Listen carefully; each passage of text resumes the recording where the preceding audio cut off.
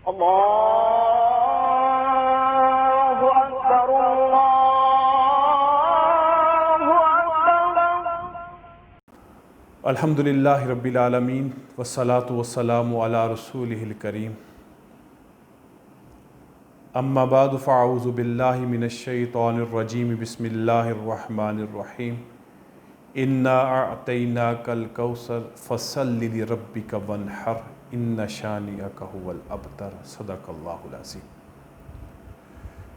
نبی کریم صلی اللہ علیہ وسلم کی حیات طیبہ کا بڑا مشکل ترین دور مبارک ہے، وہ ہے آپ کا مکی دور مبارک، جب آپ نے کلمہ توحید بلند کیا، اللہ کے حکم سے اللہ کا پیغام لوگوں تک پہنچانے کا آغاز کیا، تو آپ کو ستانے میں کوئی سستی نہیں کی گئی، کفار مکہ کی طرف سے انتہا کر دی گئی۔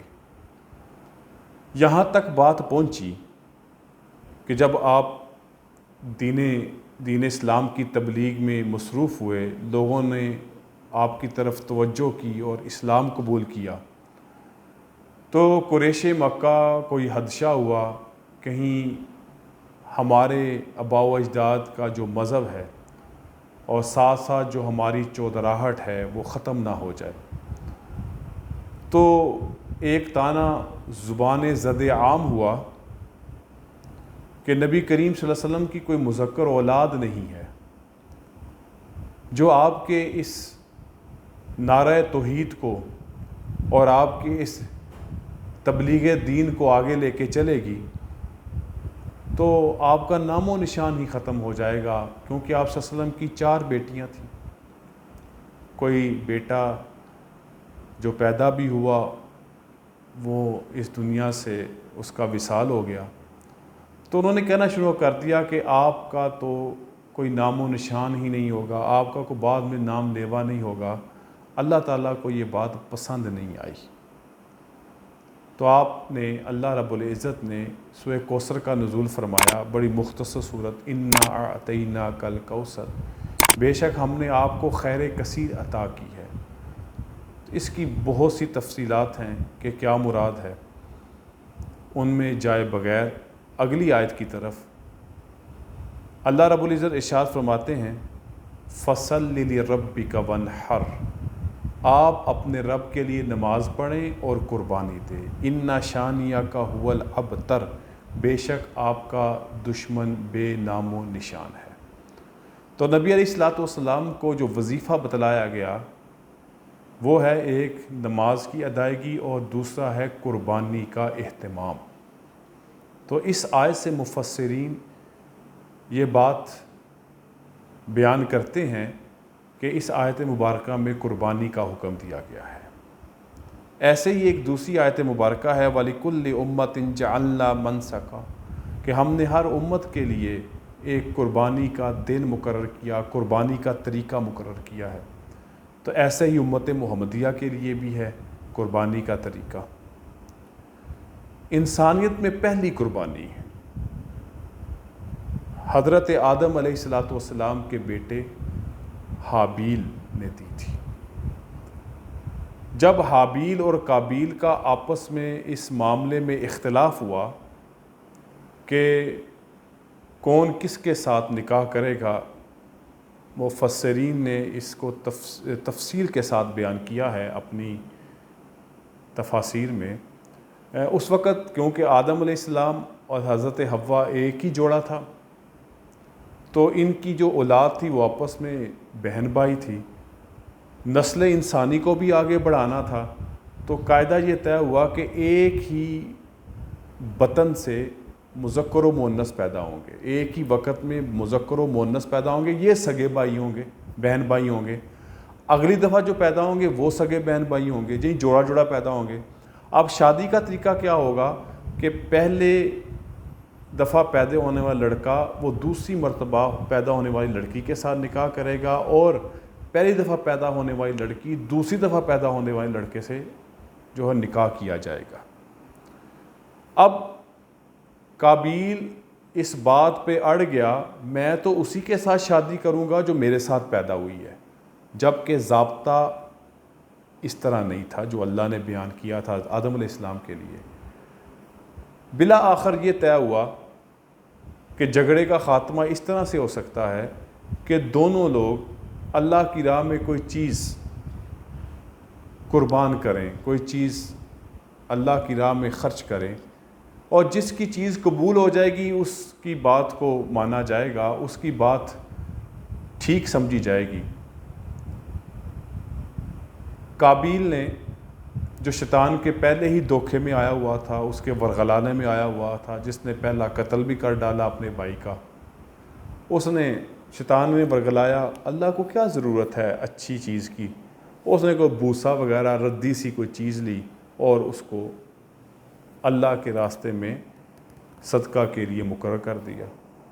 حابیل نیک آدمی تھا، سمجھدار تھا، اس نے ایک موٹا تازہ دمبا لیا اور اس دمبے کو اللہ کی راہ میں قربان کیا۔ یہ پہلی قربانی تھی، اور اس وقت ضابطہ یہ تھا کہ دونوں نے اپنی قربانیوں کو ایک اونچے مقام پہ رکھ دیا، اور آسمانوں سے آگ آئے گی جس کی قربانی کو وہ ختم کر دے گی، راکھ بنا دے گی، مطلب ہے اس کی قربانی قبول۔ دونوں نے رکھی، اللہ نے حضرت حابیل کے دمبے کو قبول کر لیا، لیکن قابیل اپنی ضد پہ اڑا رہا اور اس نے اپنے بھائی کو قتل کر دیا۔ اب تاریخ انسانی کی پہلی قربانی حضرت آدم علیہ السلام کے بیٹے حضرت حابیل نے دی ہے۔ پھر اس طرح مختلف ادوار میں ہر امت نے، قوم نے، جو بھی مذہب تھا، آسمانی تھا یا غیر آسمانی تھا، اللہ کا بنایا ہوا دین تھا یا لوگوں کا اپنا بنایا ہوا مذہب تھا، قربانی کا کوئی نہ کوئی طریقہ رہا۔ ایسے ہی دین اسلام میں بھی قربانی کا طریقہ مقرر کیا گیا، جیسے کہ صحابہ کرام رضوان اللہ تعالی عنہم اجمعین حضور اکرم صلی اللہ علیہ وسلم سے دریافت کرتے ہیں یہ قربانیاں کیا ہیں۔ نبی علیہ السلام نے فرمایا تمہارے باپ ابراہیم علیہ السلام کی سنت مبارکہ ہے۔ اور صحابہ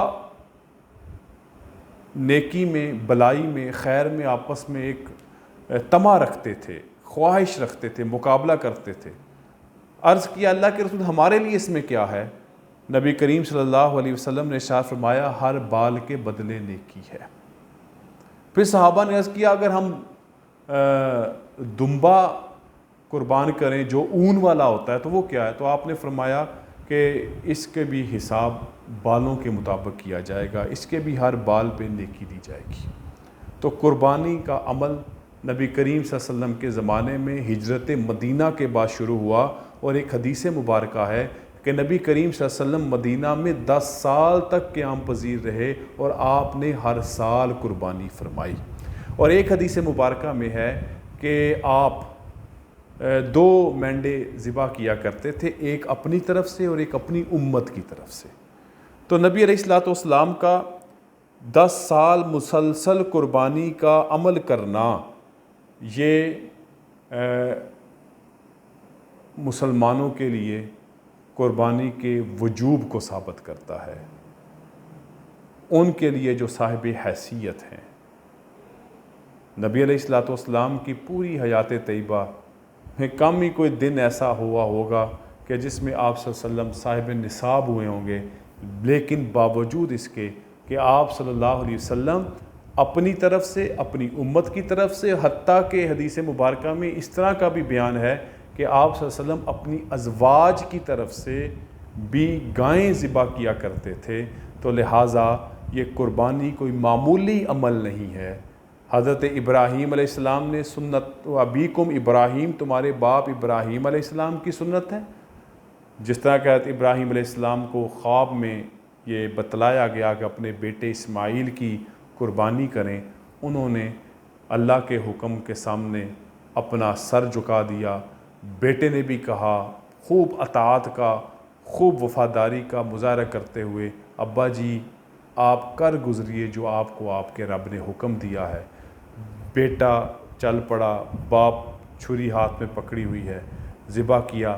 اللہ نے اس اخلاص کو، اس قربانی کو اتنا قبول فرمایا کہ اللہ نے حضرت اسماعیل علیہ الصلاۃ والسلام کی جگہ مینڈا جنت سے بیچ دیا جو ان کی جگہ قربان ہو گیا، اور حضرت اسماعیل علیہ السلام کی قربانی کو اللہ نے قبول کر لیا، اور کہا جاتا ہے کہ یہ وہی مینڈا تھا جو حضرت حابیل نے ذبح کیا تھا۔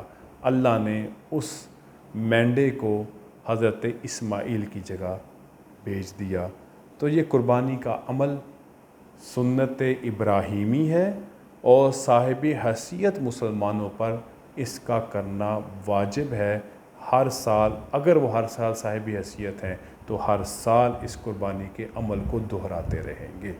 اللہ تعالی ہمیں اس قربانی کے عمل کو کرنے کی توفیق عطا فرمائے، اور اس کے ثواب کو خالص نیت کے ساتھ سمیٹنے کی توفیق نصیب فرمائے۔ وآخر دعوانا الحمد للہ رب العالمین۔